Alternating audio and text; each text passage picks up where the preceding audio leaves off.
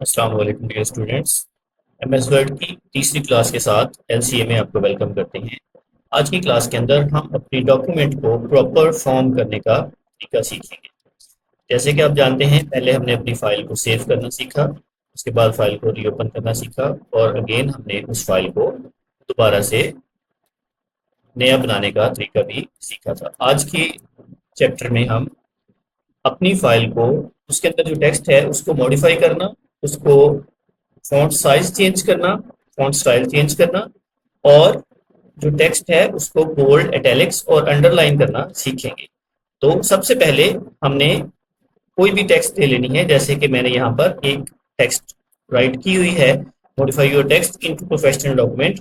आपने सबसे पहले, जैसे कि हमने कॉपी और पेस्ट के दौरान सीखा था, कि आपने सबसे पहले उस एरिया को जो कि आप एज अ मॉडिफायर चेंज करना चाहते हैं उसको आपने ब्लॉक लगाना है। जैसे कि मैंने यहाँ पर इस को ब्लॉक लगाया है। अब इस टेक्स्ट को मैं एज ए हेडिंग यूज करना चाहता हूँ, तो आपने इसका सबसे पहले एक बात याद रखनी है कि जो आपका प्रोफेशनल फॉन्ट होता है, जो बॉडी टेक्स्ट का फॉन्ट होता है, वो आपने कोशिश करनी है कि 10, 11 या 12 इसके दरमियान आप वेरी करें, 10, 11 या 12 के दरमियान, ठीक है। और जो हेडिंग होती है उसको आप 14, 16 तक भी एक्सपेंड कर सकते हैं, ठीक है। अगर हम थोड़ा सा इसको जूम आउट कर लें ताकि हमें प्रॉपर पेज नजर आना शुरू हो जाएगा, तो आपको आसानी से इसको देखने में आसानी हो जाएगी। अब ये हमारे पास एक पेज है जिसके अंदर हमने, अगर आप देखें तो इसको हम एज अ हेडिंग यूज कर रहे हैं और इसको एज अ बॉडी टेक्स्ट के तौर पे हम इसको यूज करेंगे। सबसे पहले हम देखते हैं कि हमने जो फॉन्ट यूज किया है वो फॉन्ट स्टाइल डिफॉल्ट जो होता है वो कैलबरी बॉडी का होता है। अगर आप देखें तो यहाँ पर हमारे पास कैलबरी बॉडी के नाम से फॉन्ट स्टाइल हमें नजर आते हैं।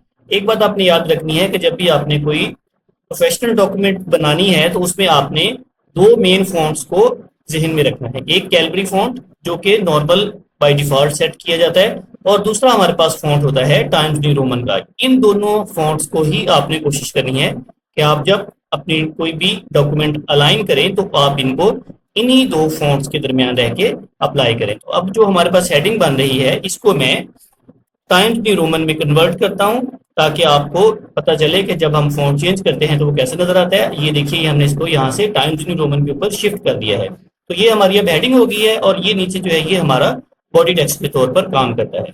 अब हमने, अगर आप देखा होगा, हमने तो मैंने यहाँ पर इसका फॉन्ट साइज इंक्रीज किया है जो कि अब यहाँ पर 18 शो हो रहा है, जबकि जो नीचे हमारा बॉडी टेक्स्ट है उसका फॉन्ट साइज 12 शो हो रहा है। अब यहाँ पर हम एक शॉर्ट कमांड सीखेंगे कि हम किस तरह से एक जो फॉन्ट स्टाइल है या फॉन्ट साइज है उसको हम कैसे इंक्रीज और डिक्रीज कर सकते हैं। उसके लिए आपने कंट्रोल प्लस दोनों ब्रैकेट्स यूज करनी है। ये जो कंट्रोल प्लस ब्रैकेट्स हैं ये आपके फॉन्ट को, जो राइट साइड की ब्रैकेट है वो आपके फॉन्ट को इंक्रीज करेगी। जैसे कि अब मैं प्रेस कर रहा हूं तो आप देखेंगे तो हमारा जो फॉन्ट स्टाइल है, जो फॉन्ट साइज है वो इंक्रीज हो रहा है। और जो लेफ्ट साइड की हमारी ब्रैकेट होगी उससे आप फॉन्ट साइज को डिक्रीज कर सकेंगे। अगर आप गौर करें तो यहाँ पर हमें एक और चेंज फील होती है कि जो हमारे पास लिस्ट है उसमें कुछ फॉन्ट्स हमें नहीं मिलते हैं, मिस होते हैं। जैसे 18 के बाद अब 19 अवेलेबल नहीं है, हमारे पास 22 डायरेक्ट आ जाता है। तो जब आप इस शॉर्ट कमांड को इस्तेमाल करेंगे तो ये आपको वन बाय वन फॉन्ट को डिक्रीज और इंक्रीज करेगा। अगर आप यहाँ पर आप देखिएगा तो यहाँ पर 16 फॉन्ट है, तो जैसे ही मैं शॉर्ट कमांड अप्लाई करता हूँ तो ये 17, 18, 16, 15, 14 इस तरह से one by one fonts increase और डिक्रीज हो रहे हैं। इस तरह से हम फॉन्ट्स को इंक्रीज और डिक्रीज करते हैं। इसके बाद जो अगला हमारा स्टेप है उसके अंदर हम, अगर अपनी हेडिंग है उसको हम प्रोमिनेंट करना चाहते हैं तो हम उसको यहाँ से बोल्ड करेंगे। कंट्रोल प्लस बी इसकी शॉर्ट कमांड होती है। कंट्रोल प्लस बी करने से आपकी हेडिंग जो है वो मजीद प्रोमिनेंट हो जाती है। इसी तरह से यहाँ से हम इसको अंडरलाइन पर भी सिलेक्ट कर सकते हैं। इस तरह से ये हमारी एक जो टेक्स्ट है उसकी एक हेडिंग हमने तैयार कर ली है। और इसके बाद यहाँ पर हमारे पास एक बॉडी टेक्स्ट भी है जिसको हम आसानी से आगे एक्सपेंड कर सकते हैं।